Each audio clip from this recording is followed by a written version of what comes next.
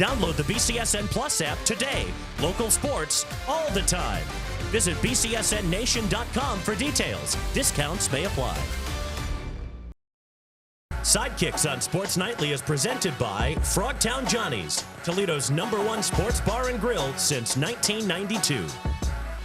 No blazer for Francis Stevens today. Southern boy polo, unfortunately.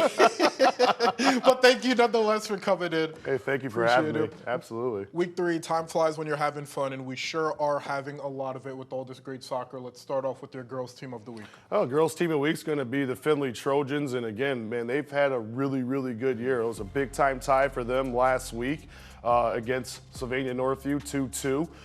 They're really starting to get some things rolling. Olivia Gayhart, she's kind of to do some things differently this year. She was usually known as a center back, but now she's getting forward. She's got 7 goals and 4 assists. Really kind of getting that attack going for Mike Aubrey's Lady Trojans down there. But she's also getting some help from some other supporting cast as well, too. And we talked about Ellen Hawkins. She's a freshman. She's got 4 goals on the campaign for him. So really like where this Philly team's going. They're positioning themselves really well in that Buckeye division. As for your girls' player of the week, who you got? I got Lila Simon. And I mean, I'll tell you, what an atmosphere down in Wood County at Sidekicks Stadium on Monday night. I mean, I've had a privilege of watching her play for 4 years, and really, to be fair, she is as good as advertised and steps up in big-time moments. And she stepped up in a big-time moment for that free kick goal with 20 seconds left in the half to give them a 1-0 lead.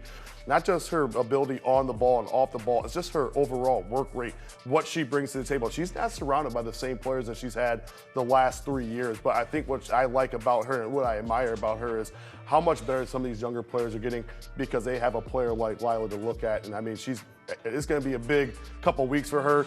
I know last game I had, she didn't score a goal. Her mom and dad reminded me of that. But she scored a goal on Monday. So I said, hey, we're back on track again. I feel like every game I've ever had her in, she scored in. So that was a big-time goal. Boys side, who's your team of the week? Oh, man, dude, we're going to head over on Reynolds Road, baby. It's going to be all tack here this weekend. Yes, so, sir. hey, the Maumee Valley Country Day Hawks, they're off to a great start, 5-1-1. Have had some really good results. They're going to have some tough games down the stretch. Obviously, they'll see Perrysburg, which I was over there last night at Northview watching them play.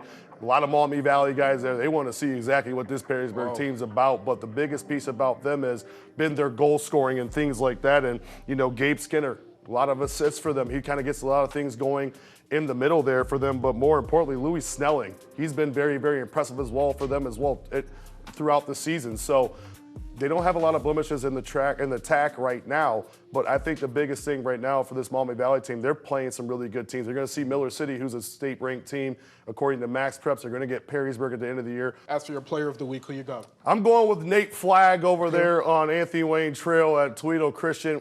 I tell you what, he didn't start the first 5 minutes of that game against Emmanuel Christian. When they put him in, the game elevated, and it elevated for TC in a lot of different ways. He had a goal. If I give him a hockey assist, he probably had 2 assists with that, but I'm not going to do this. I'm not that kind of coach. But again, his energy, his speed, and what he has, he's really good on the ball, really good technically. He definitely deserved it with his play on last week when we had them against Emmanuel Christian. So kudos to Nate and kudos to the TC Eagles. We have some new faces in your boys' top 10. Let's begin there. Perrysburg rising up to number 2. They're a different team right now. When we had them last week on Thursday night over at Sylvania Southview, it was very, very evident. They gave up a goal in the first 40 seconds, but they kept battling, mixing up possession with a little bit of some direct play.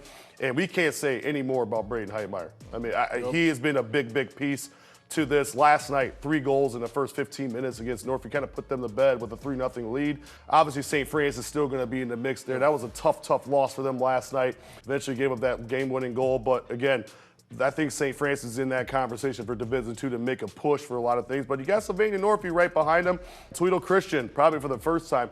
I haven't really talked about them a lot in recent years just because of the numbers. I mean, I can go back when I was in high school and they were lights out with guys like Simi Wakawa and Zach and Nate Bluss and those guys like that. I like where this TC team is going. Let's get to the girls' side. Not a lot of change, so I want to focus on number 1 and 2, Perrysburg and Anthony Wayne. For me, with Perrysburg, with so much attacking prowess, they controlled a lot of that game in the first half. I'm sitting there talking to my buddy Mason Lowry. I was like, it's just a matter of time before something kind of weird happens. And that foul that Obviously, Perrysburg conceded deep in their defending third, really gave Anthony Wayne a little problems because I was like, well, we know who's stepping over the ball. Number 11 stepping over the ball. Lila Simon, and bam, it's 1-0 like that. To me, it felt like Perrysburg played in Anthony Wayne's hands a little bit. And I think what I mean by that is they just kind of lacked a little bit. They got away from what they're really good at, moving the ball around, kind of unbalancing their attacking team or their opponents. So when they got away from that, it kind of just made them very one-dimensional. So everyone's trying to, it became more of an individual thing. Man, I cannot wait for October 8th. That will be a barn burner of a matchup. Francis Stevens joining us every Wednesday to break down the high school soccer season. Thank you so much, Coach. Hey, thank you for having me.